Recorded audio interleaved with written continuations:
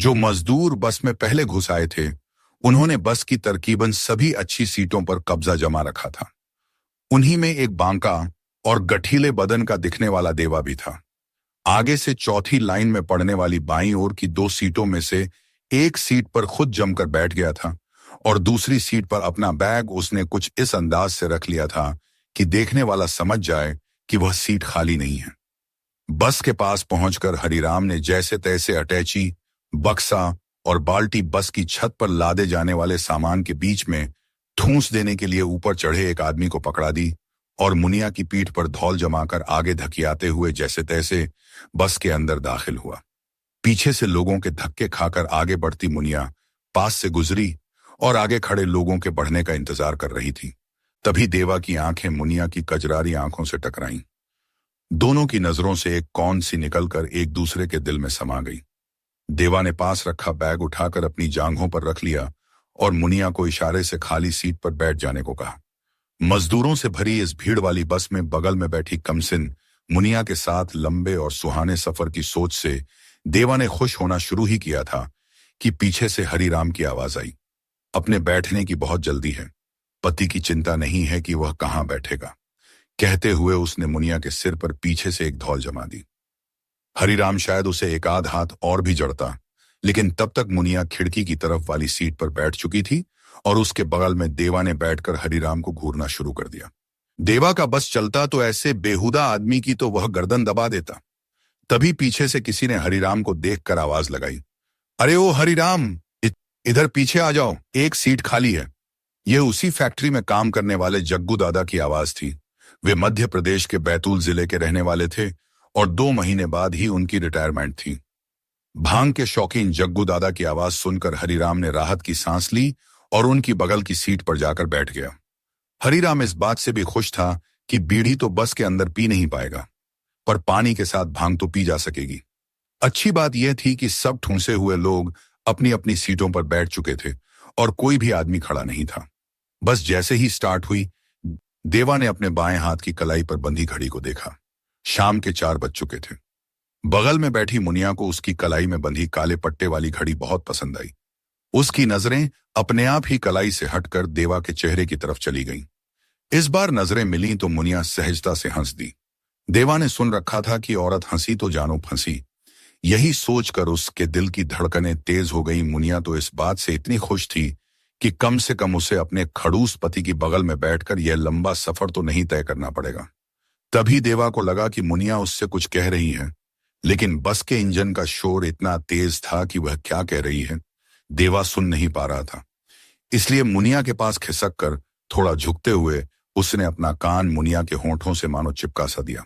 मुनिया का मन तो हुआ कि इसी समय वह देवा के कानों को अपने होंठों से काट ले, पर लाज शर्म भी कुछ होती है, इसलिए उसने अपने शब्द दोहराए, पता नहीं, यह सीट न मिलती तो हम कहाँ बैठ कर जाते।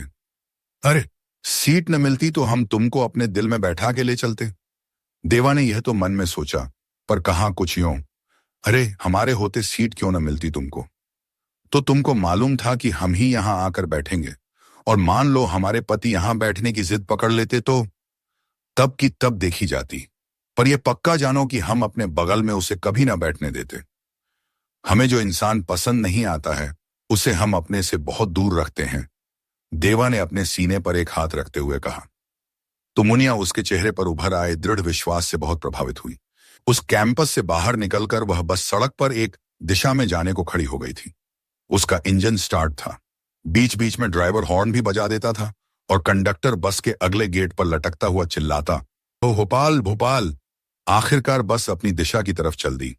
मुनिया ने गर्दन घुमाकर पीछे की तरफ देखा तो वह निश्चिंत हो गई। जग्गू दादा के साथ हरिराम आराम से बैठा बतिया रहा था। हाँ, बीच बीच में उसकी खांसी उठनी शुरू हो जाती थी। बस ने अब थोड़ी रफ्तार पकड़ ली थी। स्टीयरिंग काटते हुए जब बस झटका खाती और मुनिया का शरीर जब देवा से टकराता तो उसे वह छुअन अच्छी लगती। फिर तो देवा ने अपनी बाहें उसकी बाहों से चिपका दी और पूछा, क्या नाम है तुम्हारा? मुनिया ने हंसते हुए कहा, पहले तुम अपना नाम बताओ, तब हम अपना नाम बताएंगे। हमारा तो सीधा सादा नाम है, देवा। तो हमारा कौन सा घुमावदार नाम है? वह भी बिल्कुल सीधा है, मुनिया। होठों को गोल करके कजरारी आंखें नचाते हुए जब मुनिया ने अपना नाम बताया तो देवा तो उसकी इस अदा पर फिदा हो गया। आज 2 साल बाद मुनिया को अपना मन बहुत हल्का लग रहा था। खुद को इतना खुश होते देख उसे एक अरसा बीत गया था। वह समझ नहीं पा रही थी कि कैसे वह देवा से इतनी जल्दी घुल मिल कर बातें किए जा रही हैं। इतने अपनेपन से तो मुनिया से कभी हरिराम ने भी बातें नहीं की थीं, सुहागरात वाले दिन भी नहीं। आखिर हरिराम ने उसे कौन सा सुख दिया है? जिस्मानी सुख भी तो वह ढंग से नहीं दे पाया। पता नहीं उसके बापू ने क्या देखकर उसे जबरदस्ती हरिराम के पल्ले बांध दिया। मुनिया को इस समय अपनी मां पर भी गुस्सा आया। वह पीछे न पड़ती तो अभी बापू शादी न करता। उसकी शादी तो देवा जैसे किसी बांके जवान के साथ होनी चाहिए थी। कितने प्यार से बातें कर रहा है, और एक हरिराम है। लगता है अभी खा जाएगा। पता नहीं कितनी खुरदरी जबान पाई है हरिराम ने। मीठा तो बोलना ही नहीं जानता, बात बात पर हाथ अलग उठा देता है। ऐसे ब्याही से तो बिन ब्याही रहना ही अच्छा था। मुनिया को बस की खिड़की से बाहर कहीं खोया देखकर देवा ने मुनिया के घुटने पर थपकी देते हुए पूछा, कहाँ खो गई थी? क्या सोच रही थी? चेहरे से गंभीरता हटाकर मुनिया ने मुस्कुराते हुए कहा, कुछ नहीं, सोचने लगी थी कि तुम्हारी पत्नी तो बहुत सुखी रहती होगी तुम्हारा प्यार पाकर। वह अपने को धन्य समझती होगी। अरे मुनिया, क्या मैं तुम्हें शादीशुदा लगता हूं? मैं शादी लायक जरूर हो गया हूं, पर अभी तक इस बारे में कुछ सोचा नहीं। मैं अभी तक कुंवारा हूं। तो हरियाणा में अकेले ही रहते हो? काम क्या करते हो? और मध्य प्रदेश में कहां के रहने वाले हो? बाप रे, एक साथ इतने सवाल तो फिटर के रूप में मेरी नौकरी लगने पर भी नहीं पूछे गए थे। कहते हुए देवा खिलखिलाया, और इस अदा पर मुनिया उसकी ओर ताकती रही। वहीं से मैंने पॉलिटेक्निक कॉलेज से मैकेनिकल का डिप्लोमा किया और फिर हरियाणा में चारा काटने वाली मशीन के पार्ट बनाने वाली कंपनी में फिटर का काम मिल गया। अभी तकरीबन 2 साल से यहां हूं। अब कुछ तुम अपने बारे में बताओ। देखो, बातों बातों में समय अच्छा कट जाता है। तुम रास्ते भर मुझसे ऐसे ही बतियाती रहना, समय आराम से कट जाएगा। और हाँ, यह गठरी कब तक यूं पकड़े रहोगी? मुझे दो, मैं इसे ऊपर रख देता हूं। कहकर देवा चलती हुई बस में खड़ा हुआ और गठरी अपने बैग के बगल में ठूंस दी। खड़े होते समय उसने हरिराम की सीट की तरफ भी नजर डाली थी। वह शायद सो गया था, क्योंकि बस के साथ उसका और उसके साथी का सिर भी इधर उधर झूल रहा था। इंसान जब शरीर से कमजोर होता है तो किसी भी सवारी से वह सफर करे जल्दी ही ऊँघने लगता है। हरिराम को देखकर देवा को अपने ताऊजी यानी बड़े पापा के कहे शब्द याद आ गए थे।